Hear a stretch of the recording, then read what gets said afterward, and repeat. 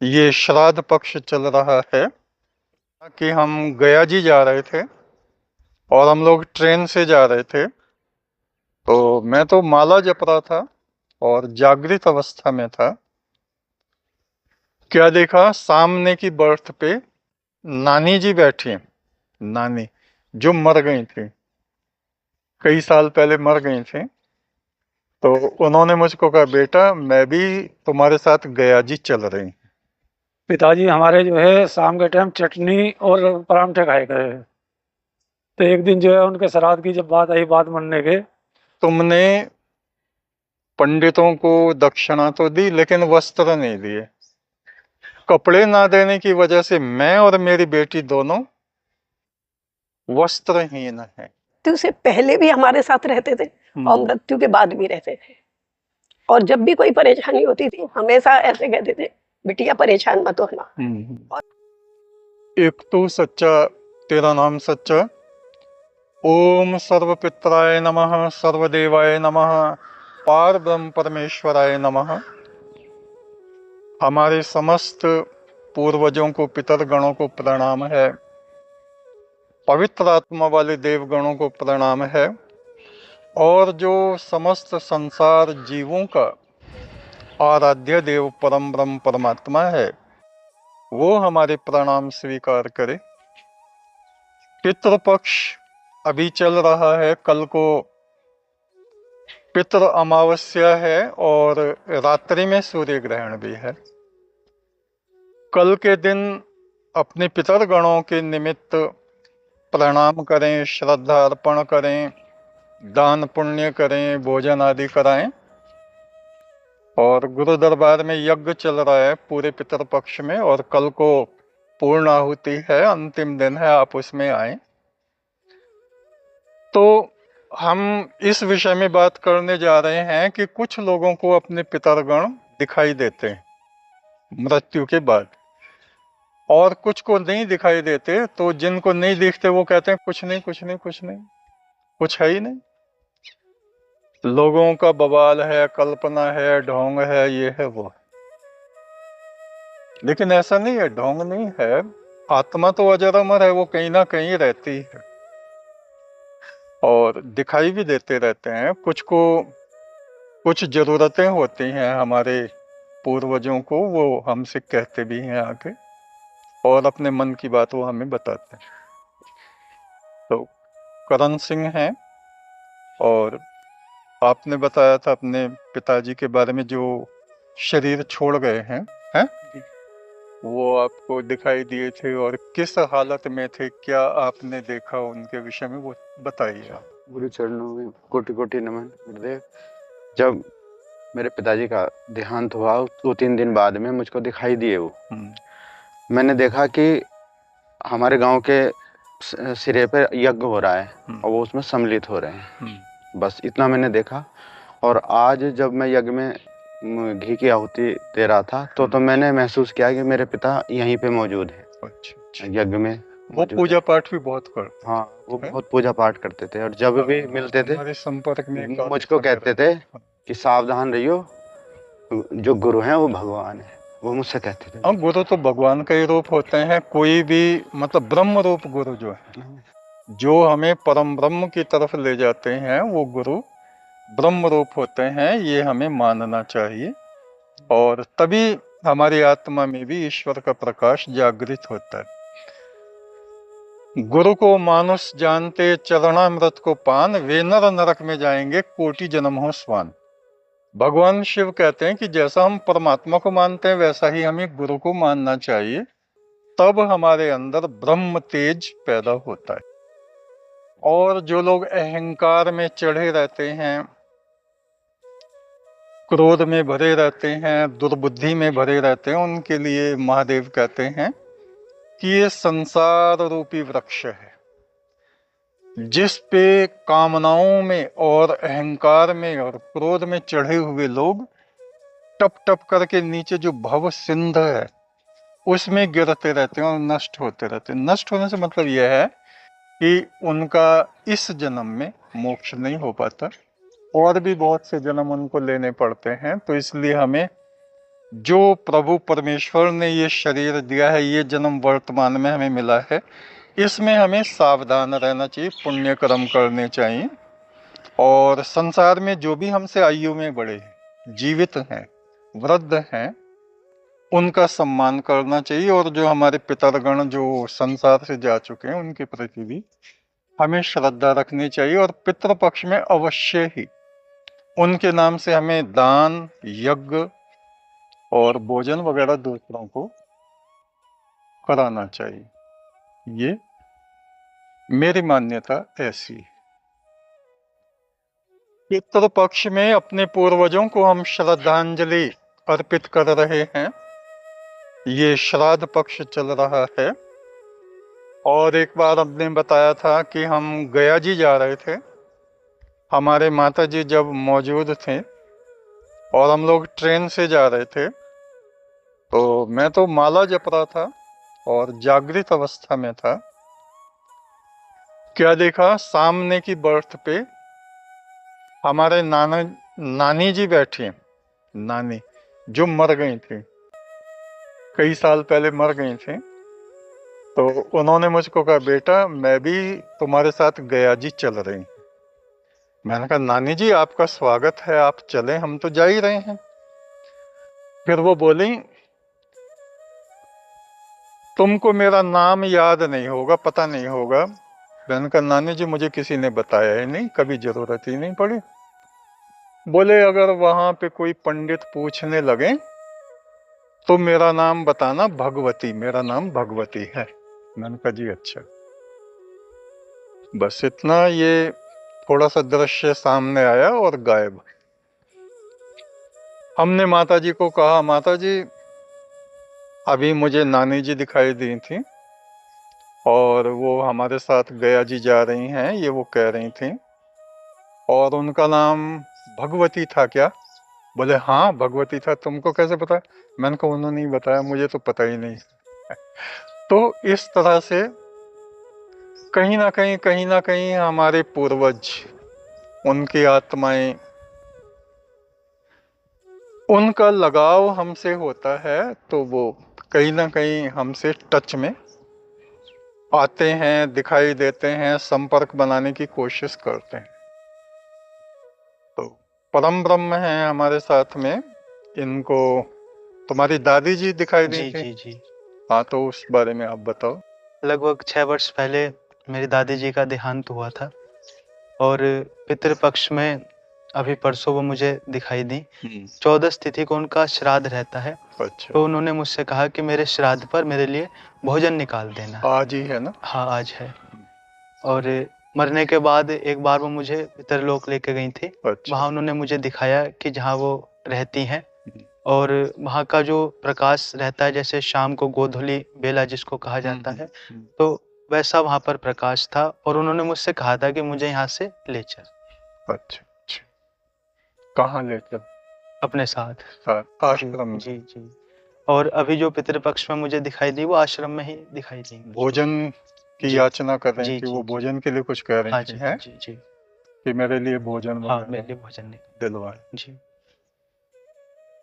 ऐसी ही एक माता एटा या इटावा की तरफ की थी, वो मर गई, अस्पताल में उनकी मृत्यु हुई थी और एक बच्चा होने में उनकी मृत्यु हुई थी। तो उनके पति ने उनकी क्रिया वगैरह कराई होगी पंडितों से। तो कुछ दिन बाद उनकी आत्मा ने उनके घर में जो एक नेपाली नौकर था उससे संपर्क किया और कहा, अपने पति को बुलाया कि तुमने पंडितों को दक्षिणा तो दी लेकिन वस्त्र नहीं दिए। कपड़े ना देने की वजह से मैं और मेरी बेटी दोनों वस्त्रहीन हैं। हमें ठंड भी लगती है और हमें लज्जा भी आती है। हम एक बड़े से वृक्ष के नीचे रहते हैं और जब कोई आता दिखता है तो हम झाड़ियों में दुबक जाते हैं। आप ऐसा करो, किसी दिन को किसी ब्राह्मण को या मंदिर में या किसी गरीब व्यक्ति को मेरे लिए और मेरी बेटी के लिए भी आप वस्त्र दान कर देना, वे हमें मिल जाएंगे। तो उनके पति ने वैसा ही किया। अगले हफ्ते वो फिर उनका आवेश आया उस नौकर पे, और उसने कहा अब ठीक है, अब मुझे कपड़े भी मिल गए हैं और रहने की एक जगह भी मिल गई। आकाश में एक छोटा सा नगर है, उसमें हम दोनों माँ बेटी रह रही हैं। तो ये घटनाएं हैं, बहुत से लोग इन बातों पे विश्वास करते हैं, बहुत से नहीं करते, लेकिन जिनके अनुभव में ये चीजें आ गई हैं वो तो विश्वास करते ही हैं। मृतक पूर्वजों के विषय में हम बात कर रहे हैं। चंद्र प्रकाश जी हमारे साथ हैं, धनपति के बड़े भाई। तो इनके अनुभव और कुछ बातें हम सुनेंगे। मुझको एक बात ध्यान आ रही है, आपकी जो बहन है इस्माइलपुर में, उनके ससुर जब बीमार हुए थे तो अस्पताल में थे, मुझे बताया था। मुरादाबाद थे। तो वहां उनके लिए भोजन लाए, तो उन्होंने मना कर दिया, मैं अस्पताल का खाना नहीं खाऊंगा, मैं घर जाके भोजन करूंगा। तो घर ला रहे थे उनको, रास्ते में हाँ डेथ हो गई थी। तो उनके मन में भोजन करने की इच्छा रह गई। अब वो तो उनका क्रियाक्रम तो हो गया। कुछ दिन बाद जो उनके छोटी बहू है, मेरी बहन की देवरानी आपने नाम भी बताया था उनका, पूनम है। तो उनको वो दिखाई दिए और उनसे कहा मुझे भूख लगी है, मेरे लिए खाना बनाओ। ऐसा उन्होंने कहा, तो वो घबराहट में, दहशत में बीमार पड़ गई है। तो फिर ब्राह्मणों को बुलाया होगा, कुछ पूजा कराई होगी, उनको भोजन कराया होगा, पंडितों को। तो एक तो वो घटना हुई। एक आप बता रहे थे कि आपको रात में ही आपके माता पिता जो मर गए हैं, आज रात में दिखाई दिए। हाँ वो बताइए। मुझे अक्सर माँ दिखाई देती थी पहले, जैसे गाजियाबाद में ऊपर मकान से आ रही है, नीचे को उतर रही है, बात कभी कुछ नहीं होती थी। अच्छा। और रात मुझे माँ और पिताजी दोनों दिखाई दिए, गांव में जलालपुर में, जहाँ मैं सो रहा था, वहां से बाहर, दोनों एक साथ में है। मैंने बाहर पिताजी ठीक हो लगाया, पिताजी बोले हाँ। ऐसे वो ऑर्डर रखे है जैसे पिताजी ओढ़ते थे, एक लोई सी सिर पर मार कर खाट पर बैठे हैं ऐसे। अच्छा। वहीं पर माँ है उधर, रात दिखाई दी है, बात कुछ नहीं हुई। हाँ मैं ठीक। अच्छा। और जो आप वो बता रहे हैं, आपका जो पोता हुआ है, हाँ उसके विषय में थोड़ा बता। वो मेरा बेटा यहाँ आया हुआ था, शिवम केशव नाम भी है उसका, आश्रम में। वो बोला कि उसको मैं यहाँ सपने में माँ दिखाई दी। मैंने माँ चलो घर को। माँ बोली कि तू चल, मैं तेरे घर आ रही हूँ मैं। अच्छा। तू चल, मैं आ रही। उसके ठीक 9 महीने बाद में हमारे पोते ने जन्म लिया। अच्छा।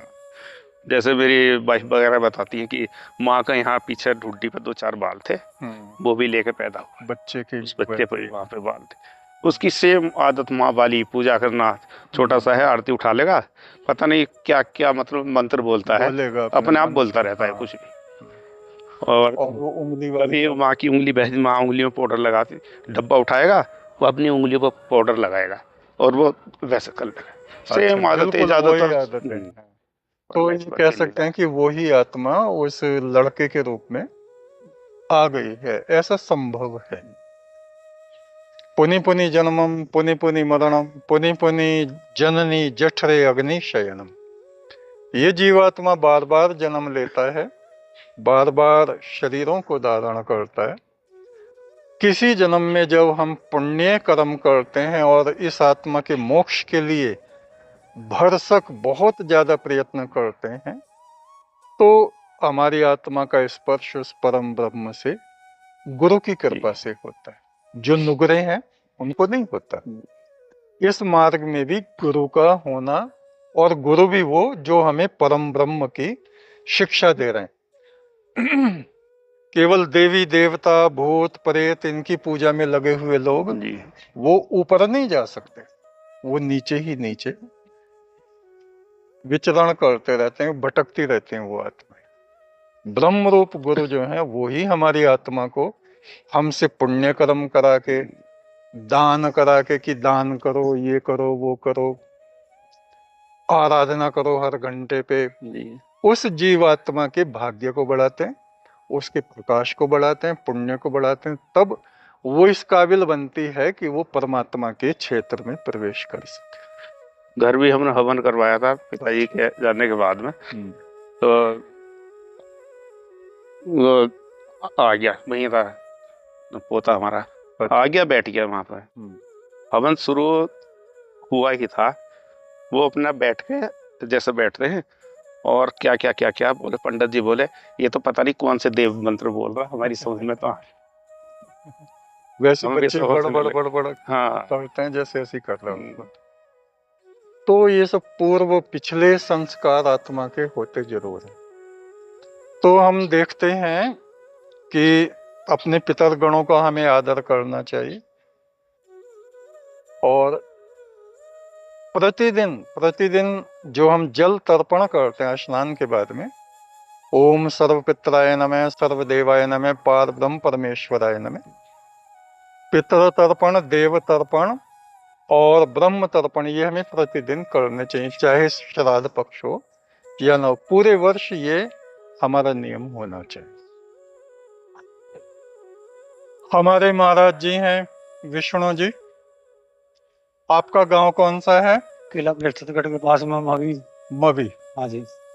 आपने जो बताया था पितर गणों के बारे में, आपने अपने पिताजी के बारे में जी, वो बताइए। पिताजी हमारे जो है शाम के टाइम चटनी और परांठे खाए गए। शाम को पराठे खाते थे? रोज डेली परांठे खाते थे, चटनी और परांठे डेली। अच्छा। उनका ये शौक था। तो उनके जो बाद में उन्होंने कहा घर परिवार में कि भाई फुलके और चावल बनाएंगे कल, तो उन्हें शाम को हमें दर्शन दिए। दर्शन देने के बाद कहने लगे कि भाई देख हम जो है कल को अपनी माँ से कह दिए परांठे खाएंगे। तो हमने माँ से कही, माँ ने कही ऐसी कहीं बात होती होगी? अंकल जी देख लो आपकी मर्जी है। तो उन्होंने परांठे बनवा दिए।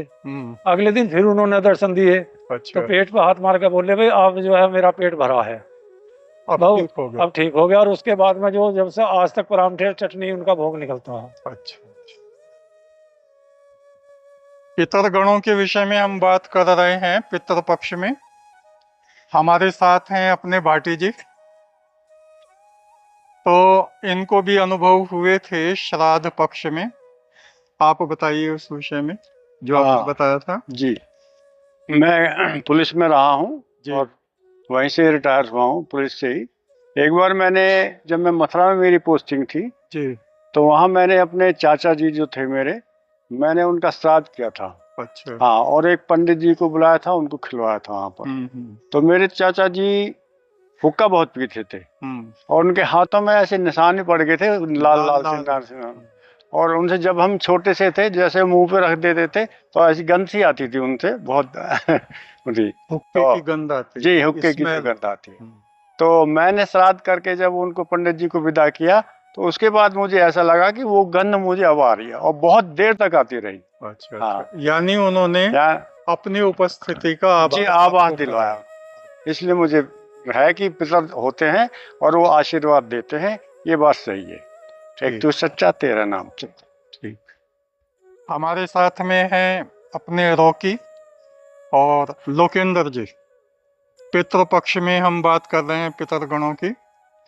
तो आपको जो अपनी माता जी का अनुभव हुआ था, उन्होंने जो जगाया था आपको, है जब वो मर चुकी थी। हाँ जी, मैं मर चुकी थी। हाँ, तो वो थोड़ा सा बताइए आप। हमारी माता जी जब एक्सपायर हो गई थी ना, तो मैं वहाँ पे था अपनी ससुराल में। और वहाँ पे 10 मिनट पहले मेरे मम्मी ना मेरे सिरहाने आके बैठ गई। तो वे कह रहे कि बेटा उठ जा। और उसके बाद ही मेरे जैसे आँख खुली थी, वहाँ पे पुलिस आ गई थी। कोई केस चल रहा होगा ससुराल का? हाँ जी, ससुराल का केस था मेरे पे। अच्छा अच्छा। उसके बाद फिर मेरी आँख खुल गई थी, तभी फिर मुझे बाद में एहसास हुआ था कि मम्मी की मुझे उठा रही थी। उसके पहले भी 1-2 दफा आपको हाँ जी, वो पहले दिखाई दी हुई है।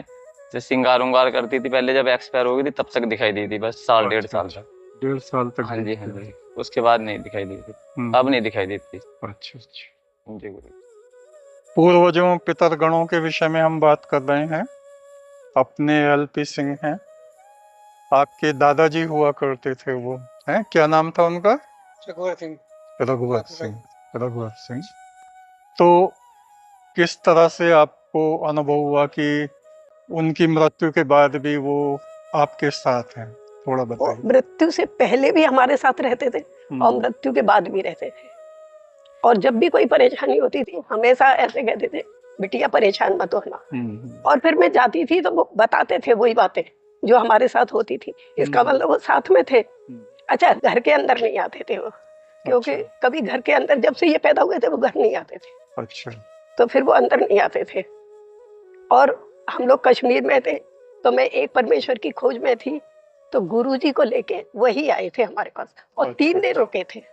और पक्का आभास होता था कि बाबा हैं और गुरुजी हैं, ऐसे नहीं कि कोई है, ऐसे नहीं, साफ लगता था कि बाबा हैं और गुरुजी। ठीक ठीक। तो ये हम देखते हैं हमारे पितरगण, हमारे पूर्वज जीते जी भी हमें गाइड करते हैं और मृत्यु के बाद किस तरह से हमें गाइड करते हैं और परमेश्वर की तरफ ले जाते हैं। तो हम देखते हैं अपने पूर्वजों के विषय में, पितरगणों के विषय में, वो किसी ना किसी रूप में हमारे साथ रहते हैं। एक तू सच्चा, तेरा नाम सच्चा।